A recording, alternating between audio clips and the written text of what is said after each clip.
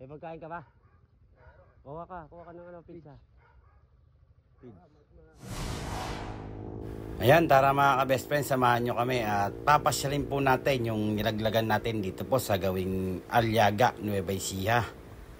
Ayan, dahil sabi nga po ni Madam na malalaki na raw po yung alaga niya, halos 2 months pa lang po yan. Kaya dinalaw po natin para hindi po sila kabahan na baka mag-oversize daw po yung kanilang mga alaga. Kaya pinuntahan po natin mga ka-best friend. Ayan, kung bago ka pa lang sa mga ganitong content at gusto nyo po ng mga ganitong content at nadaan po kayo sa aming mga video, ayan, huwag nyo pong kalimutan na i-subscribe ang aming YouTube channel. Ayan po, ka-best friend lang po. At pakipollow nyo na rin po ang aming FB page. Ayan po, ka-best friend lang po. At idamay nyo na rin po ang aming TikTok account. Ayan po, ka-best friend lang po. Ayan, maraming salamat na po agad mga ka-best friend sa mga susuporta po sa aming mga video. At sa mga OFW po na nakakapanood ng aming mga video, ayan, thank you po ng marami mga ka-best friend sa mga naging customer namin. Lalong-lalo na po dito sa Nueva Ecija. Ayan, thank you po ng marami mga ka-best friends sa mainit na pagtangkilik nyo sa amin sa aming good quality fingerlings at sa aming mga video. Ayan, maraming salamat po agad mga ka-best friend at ingat po kayo parate sa inyong mga lakad at sa mga may lakad po ngayong araw na ito. Ayan, mag-iingat po tayo para palagi mga ka-best friend.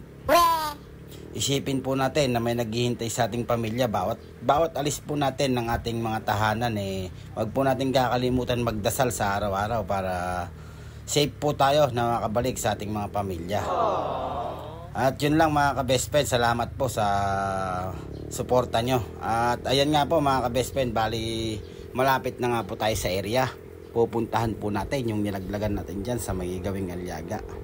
Kay Madam, ayan, salamat Madam sa tiwala at sa amin ka po nagkatiwala na kumuha ng iyong mga pang-alaga. Ayan, napakaganda nga po ng kalsada dyan sa may gawing Aliaga po na yan. Nakita nyo naman mga ka-best friend, ayan. Ingat po tayo at dahan-dahan lang po ang patakbo. Makakarating naman po tayo sa ating pupuntahan. Wag lang po tayong mag-aapura mga ka-best friend. Ayan po, napakaganda po ng kalsada na yan. Kaya kailangan po yung takbo natin sakto lang. Hindi po mabagal, hindi rin po mabilis para safety po tayo na makarating sa ating mga pupuntahan mga ka-best friend. Ayan, shoutout po sa mga naging customer namin, lalong-lalo na po dito sa Nueva Ecija. Yan po sa gawing Isabela at sa gawing Ilocos, La Union. Ayan, thank you po ng marami sa inyong suporta sa aming mga video mga ka-best friend. Ayan, bali andyan na nga po tayo sa barangay nila Madam. Makikita na rin po natin sa wakas yung kanyang alaga na sinasabi po na baka araw po ma-oversize daw po yung kanilang mga alaga. Kaya pinuntahan na po natin para hindi po sila kabahan. Kasi po pag oversize po medyo hindi po gaanong nabibili mga ka-best friend. Mas mura po yun yung mga tinatawag po na dugong.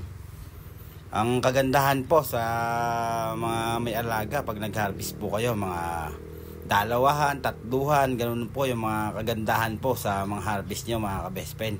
At kailangan po mataba po yung mga alaga nyo, pakainin nyo po ng mga mortality na mga manok kung meron po na malapit na mga poultry po dyan po sa inyo. Kasi po carnivorous naman po yung mga hito mga ka-best friend. Kahit ano po kakainin po ng mga yan basta kaya po nilang kainin. At yan nga po, malapit na nga po tayo sa area ni Madam. Makikita na po natin kung totoo po ba na mag-o-oversize na po yung alaga niya mga ka-best friend.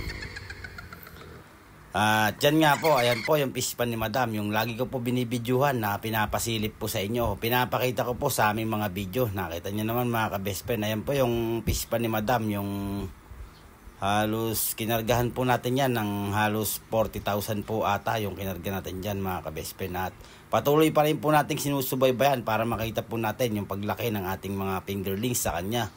At makita rin po natin kung ilan po yung aanihin dyan ni Madam, kung siya po ba ay matatalo hindi po mga ka-best friend. Nasa nag-aalaga po kasi yan mga ka-best friend. Kahit po maganda yung binigay namin ng mga similya sa inyo, kung hindi naman po maayos yung inyong mga pag-aalaga bali wala po mga ka-best friend. Kahit pa po ginaguide namin kayo, kung hindi po maganda yung pakain nyo mga ka-best friend bali wala pa rin po yan mga ka-best friend. Kaya po dapat po sa mga nangunguha po ng mga fingerlings kailangan po nasa inyo po yung buhay niyan mga ka-best friend. At yun lang po, salamat and God bless. Ingat po tayo sa araw-araw. Thank you.